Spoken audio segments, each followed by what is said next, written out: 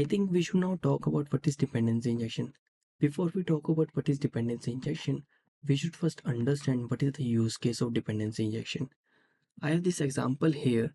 As you can see, the class A is dependent upon instance of class B. So whenever I need to create instance of class A, I need to explicitly provide instance of class B. So instead of maintaining that instance by ourselves, what we can do, we can take help of dependency manager. So we are going to inform the dependency manager, hey, please maintain the instance of class B. Simple. So whenever A need instance of class B, it will simply ask the dependency manager, hey, please provide me instance of class B. So dependency manager will create an instance and it will provide that instance to the constructor of class A.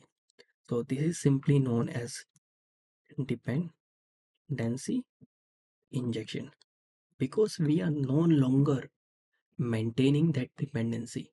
We are simply asking someone else to maintain that dependency and provide us with that dependency. In Flutter, we have Getted as a dependency manager, and we are going to explore Getted in the upcoming videos. I hope you found this video helpful. If you want to learn more about Flutter, you can subscribe to the channel. See you in the next video.